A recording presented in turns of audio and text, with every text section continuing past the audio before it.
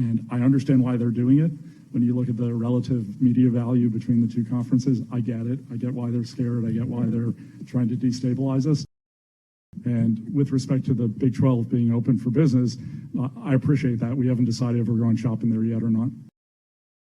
The Big 12 has gone shopping on the Pac-12 strip as Colorado returns home after being scared of the relative media value between the two conferences. When Texas and Oklahoma departed the Big 12 2 summers ago, and the Big 12 was hanging on for dear life down to 8 members, the league was at a big disadvantage demographically, as it had only one top 25 media market, 3 in the top 45, and 4 in the top 50. When the Big 12 replenished its membership with the top 4 pieces on the board, UCF, Cincinnati, Houston, and BYU, they also addressed their biggest weakness, demographics. And now following the addition of Colorado 2 summers later, the Big 12 is now sitting here having gone from only one top 25 media market to 4 in the top 20, and having gone from only 2 in the top 30 to 6 in the top 30, and only 4 in the top 50 to 9 in the top 50. In fact, rewinding to the summer of 2021 when Texas and Oklahoma left the Big 12, demographics were a big advantage the Pac-12 held over the Big 12. The Pac-12 had 6 top 25 media markets compared to the Big 12's 1, and 7 in the top 30 compared to the Big 12's 2. But now fast forward to today, 2 summers later, and the Big 12 has drawn at least even with the Pac-12 in demographics, if not a slight advantage. Both leagues have 4 top 20 media markets and 6 in the top 30, while the Big 12 has 9 in the top 50 compared to the Pac-12's 6. Now we head into the biggest driver in Colorado's decision, TV revenue. A full share in the Big 12's next contract will be $31.7 million. We don't know what a full share in the Pac-12's next media contract will be, since as of last week, Kliavkoff still wasn't giving Colorado any numbers. But considering that Kliavkoff was hiding numbers from Colorado even as they were about to depart, we can probably infer that it would have been between 19 to 25 million, because if it was going to be over 25 million, he would have told Colorado so they wouldn't leave. If a full share in the Pac-12's next contract was 25 million, that would have been 21% less than the Big 12. If it was 24 million, it would have been 24% less than the Big 12. If it was 23 million, it would have been 27% less than the Big 12. 22 million, 30% less. 21 million, 33% less.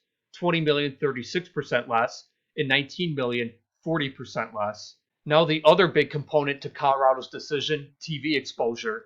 We can't project exactly how many games on ABC and Fox and ESPN and ESPN2 and FS1 the Big 12 will have in its next contract, but we can use 2022 as a template since the new TV deal is similar. And last year, the Big 12 had 8 games on ABC and 9 games on Fox for a total of 17 games over the air. Throw in the 3 on ESPN and the 26 on either ESPN2 or FS1, and that was a total of 46 games the Big 12 had on either over-the-air television or ESPN or ESPN2 or FS1. Now compare that to the Pac-12, where it was believed to be unlikely that their next TV deal would have games on ABC or Fox or CBS or NBC or ESPN or even ESPN2 or FS1. And that leaves the Big 12's next TV deal not only with 20 to 40% more in TV revenue, but also significantly more exposure, both over the air and on key cable stations like ESPN or ESPN2 or FS1. Now, another effect of Colorado's decision is football recruiting. Using the 24/7 composite database and looking at both years of 2022 and 2023 and combining them, there were 871 4- or 5-star players nationally. Texas was tied for first with Florida with 131 4- or 5-star players, which accounted for 15% of 4- or 5-star players nationally. Now on the right-hand side shows the Pac-12's footprint, but we're excluding the state of Colorado. California accounted for 7.2%, Arizona accounted for 1.7%, Utah accounted for 1.5%, Washington accounted for 1.3%, and Oregon accounted for 0.3%. In total, those Pac-12 states, excluding Colorado, accounted for 105 of 4- or 5-star players nationally, which was less than the 131 players from Texas alone. So the Pac-12 territory covered only 12% of 4 or 5-star recruits in 2022 and 2023, while the state of Texas alone covered 15%. And Texas had quite a few more 4 or 5-star recruits than all Pac-12 states combined in those 2 years. Now we compare the Big 12 footprint and the Pac-12 footprint side by side with the state of Colorado excluded. The states of Texas and Florida were tied for first with 131 4 or 5-star recruits apiece and 15% apiece, combining for 30% of 4 or 5-star players total. The state of Ohio added another 3%. And when you combined all the states in the Big 12 footprint, you came up with a total of 331 of the 871 4 or 5-star recruits nationally, and in total, 38% of 4 or 5-star players. That 38% was more than triple the Pac-12 footprint's 12% of 4 or 5-star recruits. Now that we've gone over the things that tip the ledger in favor of the Big 12, here are some of the factors that the Pac-12 had advantages in. First was Colorado's alumni distribution. California alone accounted for over 9% of Colorado alumni, and then Seattle, Portland, and Phoenix each accounted for over 1%. So the Pac-12 footprint accounted for over 12% of Colorado alumni, whereas in the Big 12 footprint, only DFW was a metro area that accounted for more than 1% of CU alumni. Another advantage the Pac-12 held was in student recruitment for Colorado, as the state of California accounted for 9.8% of Colorado students, while Texas accounted for 3.3% of Colorado students. So using deductive math, we could reasonably conclude that the state of California alone accounted for more Colorado students than the entire Big 12 footprint combined.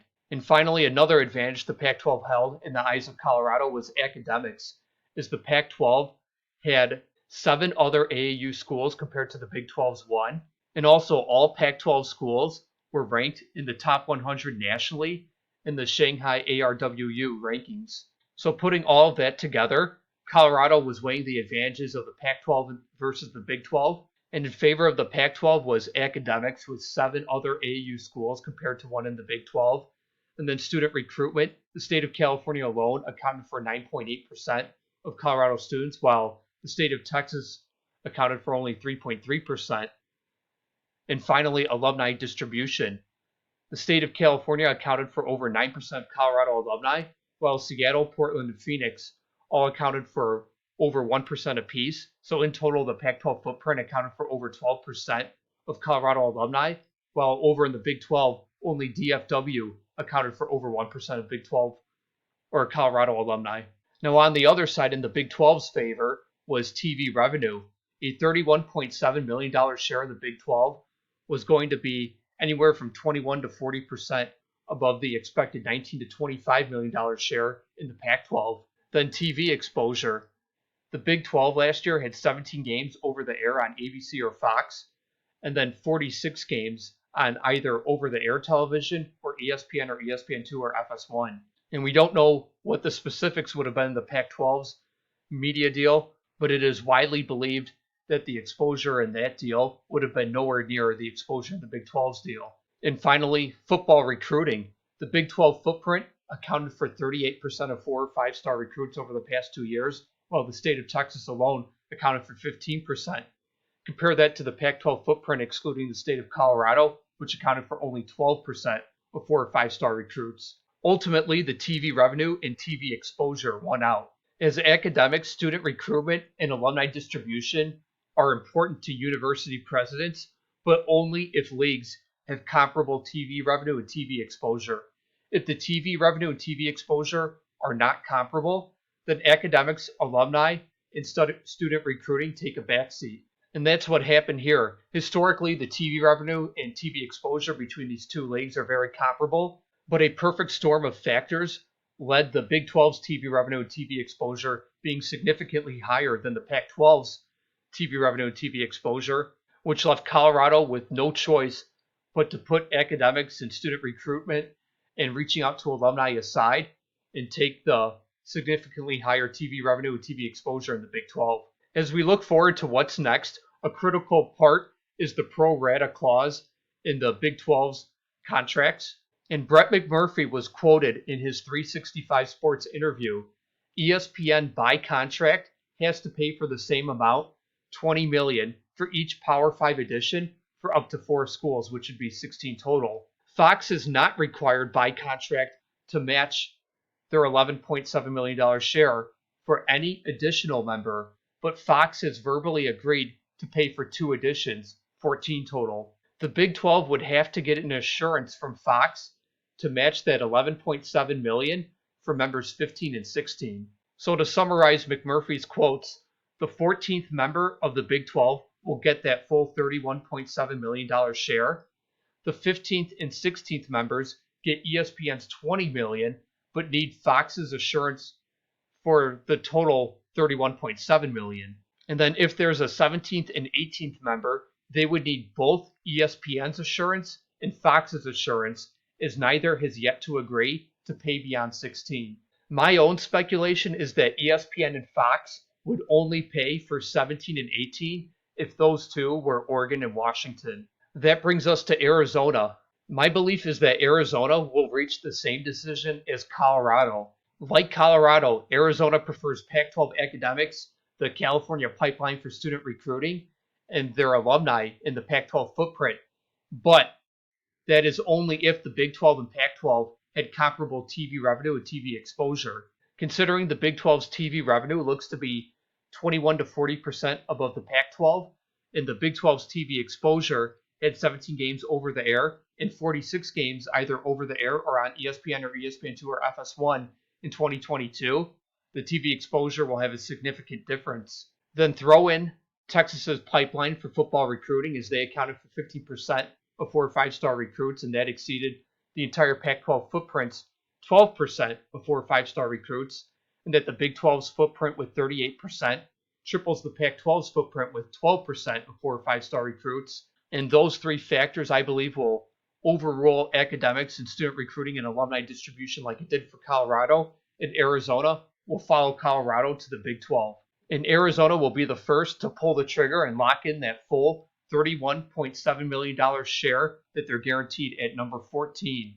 Given McMurphy's quotes that ESPN by contract has to pay up for the same amount, $20 million, for each P5 edition for up to 4 schools, 16 total, and Fox has verbally agreed to pay for 2 editions up to 14 total. If Arizona pulls the trigger, that would bring us to Utah and Arizona State. Utah and Arizona State would probably explore the option of becoming a Western wing in the ACC, but I don't think that will ever become an option due to the ACC grant of rights going through 2036, and I think Washington and Oregon would refuse due to that grant of rights.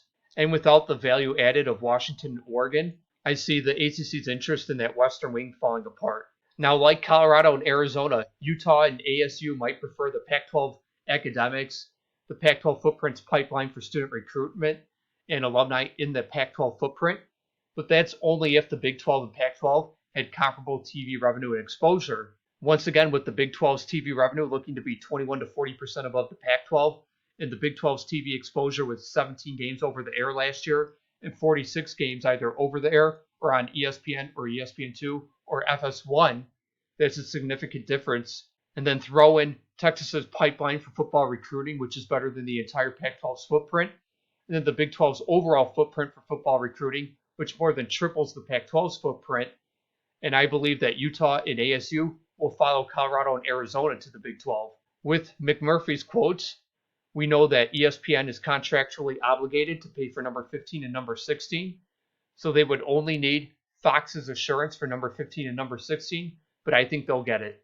And that brings us to Oregon and Washington.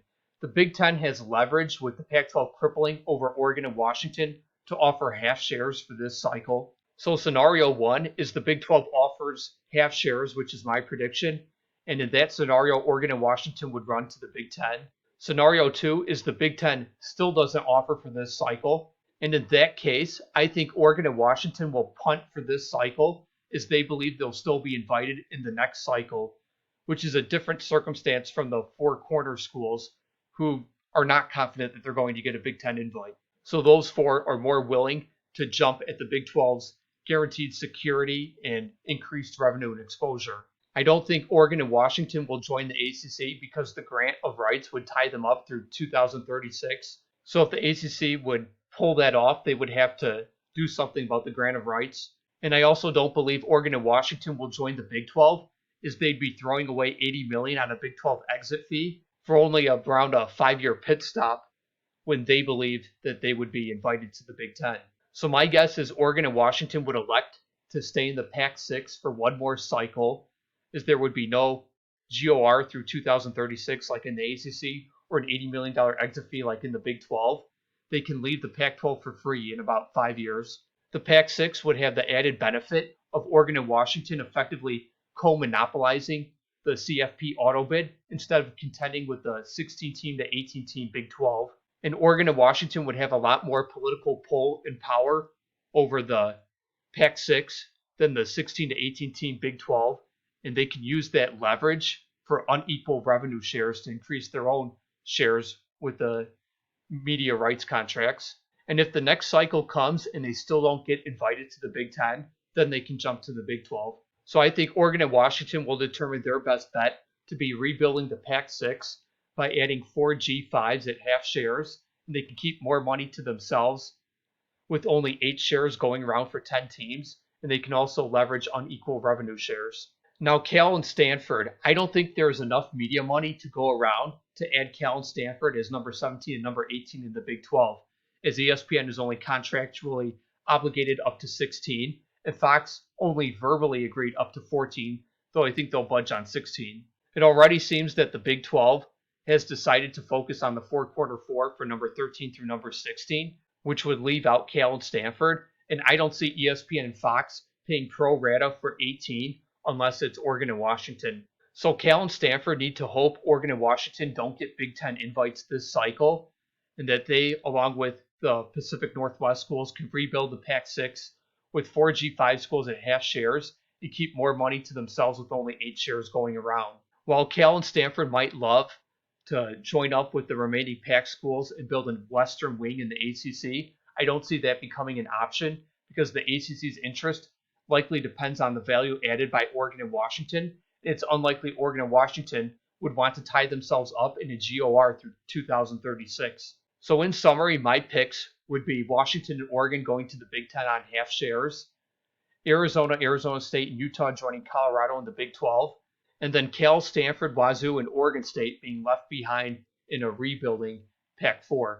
Now, if Washington and Oregon did not receive that offer from the Big 10, I think they would stay behind for one more cycle in the Pac-6 and help rebuild that. And personally, I hope I'm wrong. I want there to be 5 power conferences and for as many schools to get opportunities in the Power 5 as possible. I hope Cal, Stanford, Wazoo, and Oregon State can remain in the Power 5 structure, and some schools can join them.